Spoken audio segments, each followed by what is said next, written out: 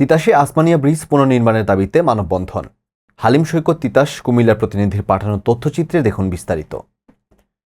কুমিল্লার তিতাসের আসমানিয়া গোমতী ব্রিজ দ্রুত পুনর্নির্মাণের দাবিতে মানববন্ধন করেছে কয়েক হাজার শিক্ষার্থী, ব্যবসায়ী সহ অন্তত ২০ গ্রামের মানুষ। আজ রবিবার সকাল ১১টায় আসমানিয়া বাজারে এই মানববন্ধন অনুষ্ঠিত হয়। জানা যায়, স্থানীয় সরকার প্রকৌশলী অধিদপ্তরের অর্থায়নে এলজিইডি চলতি বছরের শুরুতে নতুন একটি ব্রিজ নির্মাণের জন্য পুনরায় ব্রিজটি ভেঙে ফেলা হয়। এরপর উপজেলা প্রকৌশল অধিদপ্তর বিকল্প চলাচলের জন্য ৫৬ লাখ টাকা ব্যয়ে একটি কাঠের অস্থায়ী ব্রিজ নির্মাণ করে।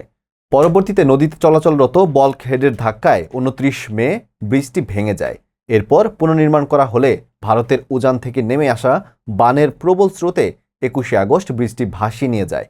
এরপর থেকে এখন পর্যন্ত সংশ্লিষ্ট কেউ কথা রাখেনি বলে অভিযোগ করেন মানববন্ধনে আসা বক্তারা।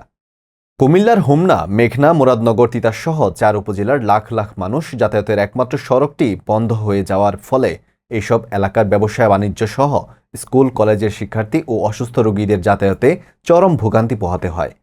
আসমানিয়া বাজার ব্যবসায়ী ও ছাত্র জনতার আয়োজনে মানববন্ধনে বক্তব্য রাখেন নারান্দিয়া ইউপির সাবেক চেয়ারম্যান আখতারুজ্জামান সরকার, ভিপি, বিশিষ্ট ব্যবসায়ী গোলাম মহিউদ্দিন জিলানী, জহিরুল ইসলাম, আব্দুল বাতেন, আদিলুর রহমান ভূঁইয়া, আরিফুল ইসলাম হানিফ, মহিউদ্দিন খুশু, ১০ম শ্রেণীর শিক্ষার্থী লামিয়া ইসলাম প্রমুখ। এ সময় আরও উপস্থিত ছিলেন বাজারের ব্যবসায়ী হাতাব ভূঁইয়া, নজরুল ইসলাম, দুলাল আহমেদ, ইমন কাজী, মাইন উদ্দিন তুষার ইমরান, সাব্বির হোসেন মেম্বার, গোলাম কিবরিয়া, সালাউদ্দিন ভূঁইয়া, জহিরুল ইসলাম, মহিউদ্দিন ভূঁইয়া ও নারান্দিয়া কলিমিয়া উচ্চ বিদ্যালয়ের প্রধান শিক্ষক আবুল কাশেম সহ স্থানীয়রা।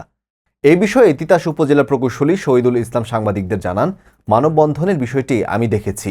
জনগণের দাবি অনুযায়ী আমি আমার ঊর্ধ্বতন কর্তৃপক্ষকে অবহিত করেছি। যতদূর সম্ভব খুব দ্রুততম সময়ের মধ্যে কর্তৃপক্ষের অনুমোদন পেলেই বিকল্প ব্রিজ নির্মাণ করা হবে।